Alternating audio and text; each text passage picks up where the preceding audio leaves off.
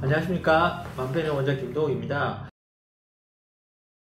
오늘은 우울증에 관해서 얘기를 좀 해볼까 합니다. 그래서 제가 정신과 의사를 하면서 정말 가장 힘든 증상 중에 하나가 우울증이고요. 정말 많이 얘기도 되는 부분들이 있기도 한데, 우울증에 관해서 말씀을 드리는 부분들은 우울증 타입이 두 가지가 있다는 부분들에 대해서 조금 더 구체적인 정보를 좀 드리고자 합니다. 보통은 이제 우울증이 있다고 하면 예전에는 같은 우울증이라고 생각했는데, 요즘에는 진짜 우리가 고전적인 우울증이 있고요. 또 한편으로는 조울증과 관련된 우울증이 있습니다. 이 두 가지가 약간 차이도 있고요. 치료에도 조금 차이가 있는 것 같습니다. 그런 차이를 좀 이해를 하시면 아마 주변에 있는 분들을 이해하시는 데 도움이 되지 않을까 해서 말씀을 좀 드립니다. 그건 사실은 이제 전문의 시험에도 상당히 거의 매일 출제되는 내용들이고요. 그래서 저희가 이제 족보에 속하는 부분들이긴 한데, 왜 중요한지 몰랐었는데 실제적으로 임상에 나와보니까 어떻게 보면 상당히 좀 중요한 어떤 부분 중에 하나인 것 같습니다. 그러니까 기존에 있던 우울증이란 개념과 조울증에서 나온 우울증의 차이가 뭐냐면, 우울증이라고 하면, 기존의 고전적인 개념에서 우울증이라고 하면 우울감이 이제 시작했다가 또 일정한 시간에 이렇게 사라지는 부분들이 있는데, 그 조울증에 관련된 우울증은 그런 우울증이 아니라 완전히 기분이 푹 꺼지는 우울증을 얘기를 합니다. 그래서 아무것도 할 수 없고 손가락도 까딱할 수 없고, 그래서 이제 가족들이나 주변 사람들이 왜 그렇게 하냐고 이렇게 비난을 했는데도 불구하고 뭔가 이렇게 에너지가 끌어오르지 않고 이제 계속 지쳐있는 어떤 그런 상태가 상당 기간 지속이 될 때 이제 조울증과 관련된 우울증이라고 봅니다. 그런데 이제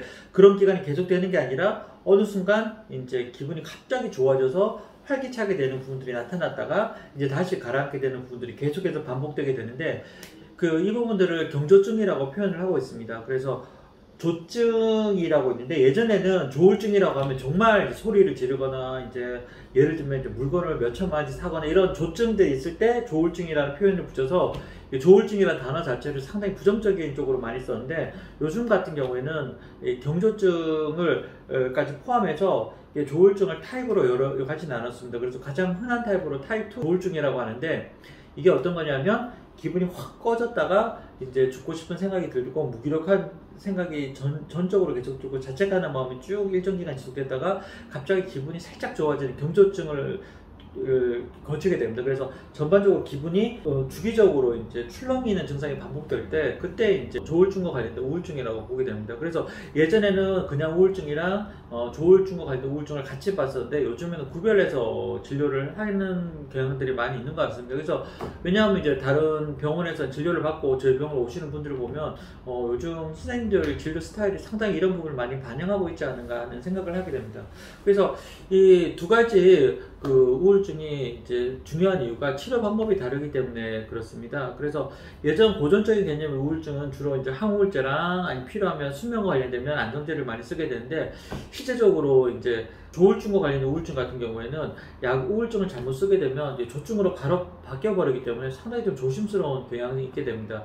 그리고 이게 또 하나는 항우울제와 함께 안정제라는 바렙톨이라든지 리튬이나 기분 안정제를 많이 쓰게 되고요. 또 하나는 이제 요즘에 많이 쓰는 약 중에 라믹탈이라는 약을 많이 씁니다. 그래서 이제 라믹탈 같은 경우에는 다 좋은데 정말 좋은 약입니다. 그래서 체중도 영향이 없고 기분도 안정이 되고 여러 가지 이제 다른 부작용도 없는데, 딱 하나 이제 먹고 났을 때 피부에 발진이 생기는 부분들이 있습니다. 그래서 심한 경우도 나타날 수 있어 가지고요. 그래서 정신과 의사들이 아주 용량을 서서히 쓰게 되는 부분들이 있습니다. 근데 참 그것 빼고는 정말 완벽한 약인데, 이게 모든 게 다 완벽할 수는 없는 것 같습니다. 그래서 바렙톨 같은 경우 대신에 리튬 같은 경우는 이제 한 번에 복용했을 때 여러 가지 부작용들이 좀 나타날 수도 있고, 또 하나는 이제 머리가 빠지는 부작용도 있고, 또 체중이 조절이 어려운 부작용도 있고, 그래서 이런 부작용들인데, 라믹탈은 상당히 괜찮은데 이제 그런 부작용이 있어가지고 치료하는 치료진은 상당히 좀 곤혹스럽게 할 때가 있습니다. 그리고